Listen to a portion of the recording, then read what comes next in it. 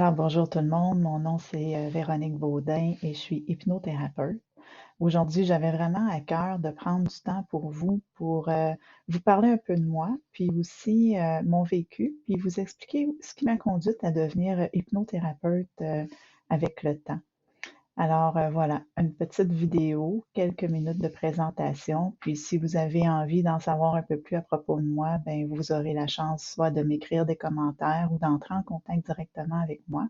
Ça va vraiment me faire plaisir de pouvoir répondre à vos questions.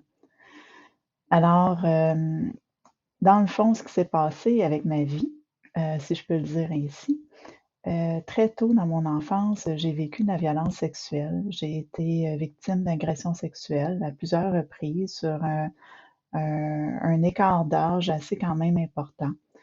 Et très vite, très tôt dans ma vie, j'ai développé un mal-être intérieur, gros manque de confiance en moi, pas confiance en mes capacités, en qu'est-ce que je peux devenir. Et ce mal-être-là a grandi. Avec tout ce que j'avais vécu dans mon enfance, avec tout ce que j'avais appris, ce que je voyais de moi, ben je l'aimais pas. Je m'aimais pas comme personne, ce qui fait que très jeune, maintenant aujourd'hui j'en ai pris conscience, mais quand j'étais jeune, tu fais pas cette prise de conscience-là. Mais très jeune, je voulais toujours ressembler à quelqu'un d'autre, sauf à moi, parce que qui j'étais à l'intérieur, je ne l'aimais pas cette personne-là. Donc, ce qui fait que très rapidement, à l'âge de l'adolescence, je suis tombée dans la drogue. J'ai commencé à consommer des drogues. Je suis tombée pas mal dans la délinquance, si on peut dire ça comme ça, de 12 à 18 ans, quand même assez solide. Et puis par la suite, à aller jusqu'à 30 ans, certaines périodes de in and out comme ça, dans la consommation. L'alcool aussi, je consommais beaucoup d'alcool. Et puis, j'ai vécu dans toutes sortes de situations différentes, dans des relations où le mal-être continuait de grandir constamment. Puis, à un moment donné, vers l'âge de 30 ans, j'ai commencé à faire des dépressions. Et j'ai brisé le silence pour avouer que j'avais vécu de la violence sexuelle.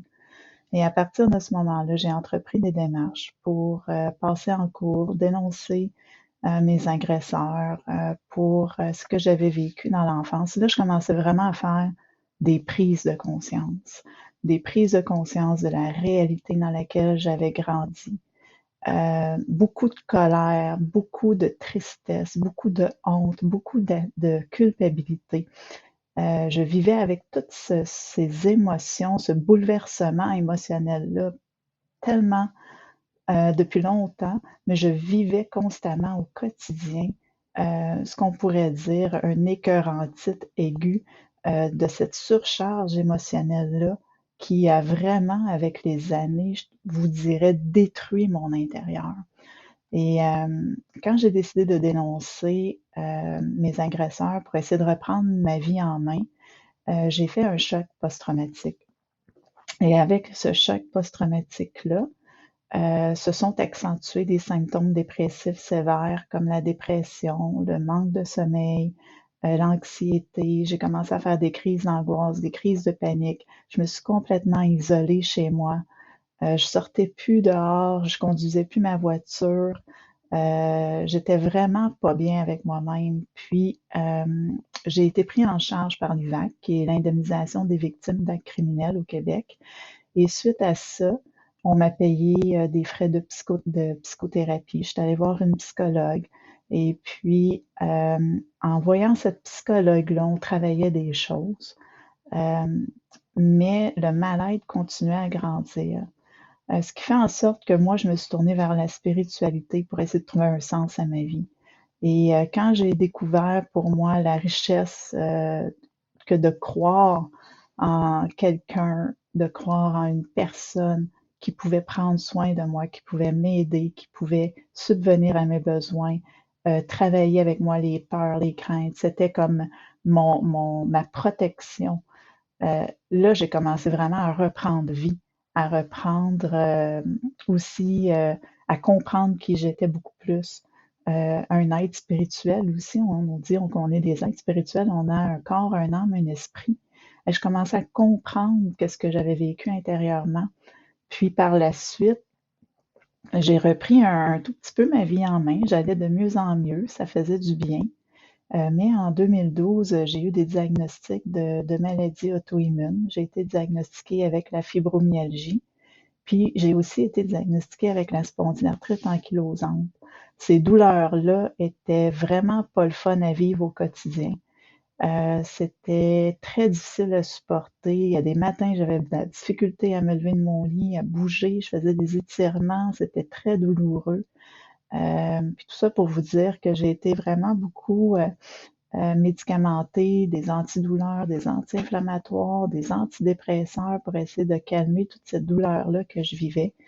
Euh, Ça fonctionnait pas vraiment. Ce qui fait en sorte qu'en 2018, j'ai décidé de retourner en thérapie.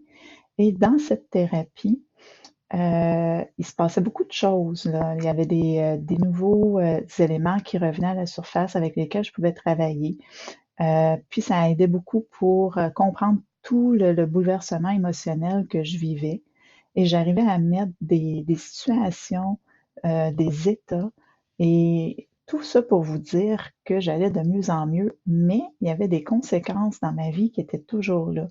Le manque de concentration, le manque de sommeil, l'insomnie, l'anxiété,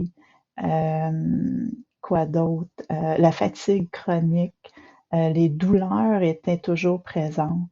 Et ensuite, on est aussi tombé dans la période de la pandémie, ce qui a été au début, là, 2020-2021, une situation qui était comme assez anxiogène pour moi.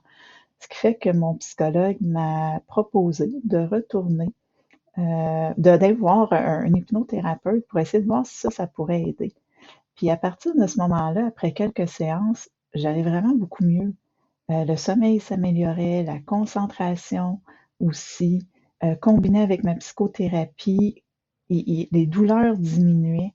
Il se passait vraiment quelque chose dans mon corps, que c'était un peu comme difficile à croire, mais j'étais contente d'avoir ces résultats-là. Et après quelques séances et puis quand même 3 ans de thérapie, j'ai vraiment fleuri. J'étais tellement contente d'avoir je me sentais comme une nouvelle personne. Les douleurs sont complètement disparues. Aujourd'hui, je suis à ce qu'on dit asymptomatique. Donc, j'ai plus de symptômes de fibromyalgie, j'ai plus de symptômes de spondylarthrite ankylosante. Mon sommeil s'est vraiment beaucoup amélioré. Ma concentration aussi, ça m'a permis d'aller étudier en hypnothérapie. J'ai été capable de faire ma formation sans aucun problème. Aujourd'hui, j'ai vraiment des capacités, j'ai des ressources qui sont là, j'ai confiance en moi, je m'accepte tel que je suis, je m'aime comme je suis et j'ai des outils pour gérer tout le bagage émotionnel qu'on a. Il faut comprendre que quand on vit avec ça depuis des années, il faut apprendre à les connaître, à les côtoyer, ces émotions-là, puis à travailler avec. On dit que les émotions sont des messagers. Ils nous communiquent une information. Alors, c'est important d'écouter ce que notre corps nous dit, comment notre corps nous parle, puis de prendre soin de son être intérieur. J'ai toujours eu une passion dans la vie pour m'occuper des gens, pour prendre soin des gens. Si j'avais pas eu tout cette manque de capacité-là, cette manque de confiance en moi, je crois qu'aujourd'hui, j'aurais pu être une bonne psychologue. Mais la vie a fait en sorte que j'ai pris un chemin qui était différent.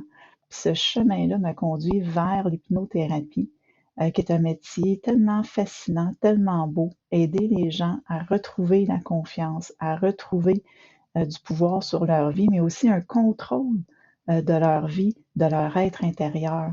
Ça fait du bien à voir. Alors, voilà, j'en dirai pas plus pour le moment parce que je pense que j'ai fait un tout petit peu le tour, mais n'hésitez pas. Si vous avez des commentaires, si vous avez des questions, contactez-moi. Ça va vraiment me faire plaisir de vous répondre. Et surtout, n'oubliez pas que de prendre soin de son être intérieur, c'est aussi prendre soin de soi, puis ça fait aussi partie de la vie. N'hésitez pas à prendre soin de vous parce que vous en valez la peine, vraiment. Là-dessus, je vous souhaite une bonne journée et au plaisir de se parler.